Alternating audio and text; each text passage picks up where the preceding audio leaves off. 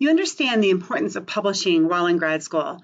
But what kind of piece should you be publishing? Where should you concentrate your efforts so that you get the most bang for your buck? That's coming up in today's video.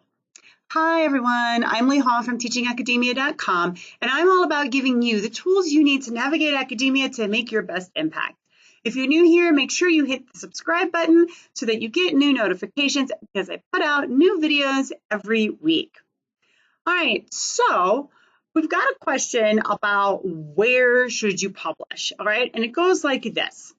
What is the value of publishing book chapters versus publishing peer-reviewed articles versus publishing non-peer-reviewed articles?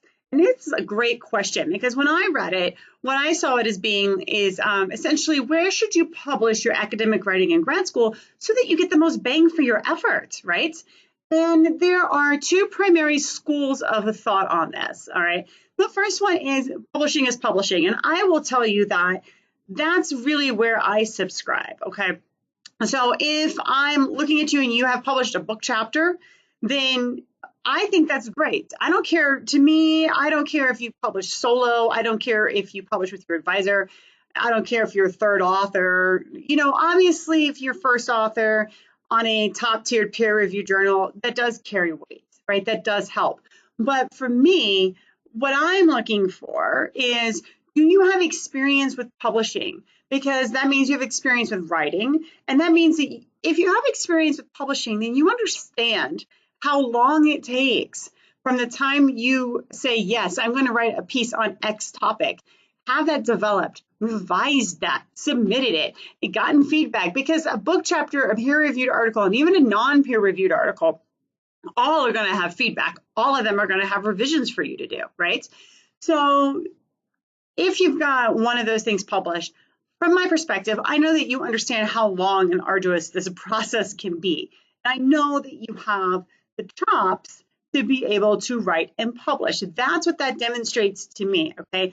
So from a grad school perspective, the first school of thought is publishing, right? You've got the experience, you understand how this works, okay? You should be pretty good to go, okay? You understand how long it takes.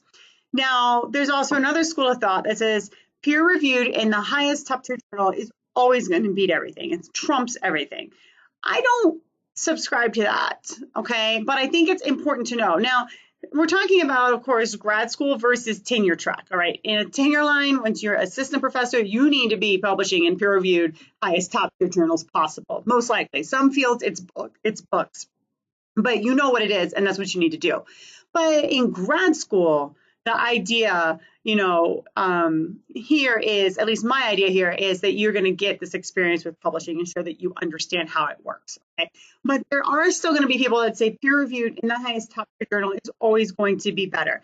So that said, I would, if I had a legitimate choice of publishing between a book chapter, a peer-reviewed article, or a non-peer-reviewed article, I would always pick the peer-reviewed in a high top-tier journal first, okay? If I can do, after that, then a book chapter or a non-peer reviewed would be, either of those would be, what I would select after that. So just keep in mind, two schools of thought. One is you've got publishing experience and that's great. And that gets your foot in the door. And there are people like myself that are, going to value that no matter what it looks like. But then there are people that are really going to value that peer reviewed in a top tier journal more so than non-peer reviewed, okay? And you need to keep that in mind. And because that reality exists, I then err on the side of you should, if you can, publish in a peer-reviewed top-tier journal, the highest tier that is appropriate for your piece, okay? All right, so thanks for watching. Don't forget to subscribe so you can catch all of my videos. And while you're at it, let me know in the comments if this has helped you or if you have any questions at all about publishing and writing in academia and how I can help you move forward with your academic journey.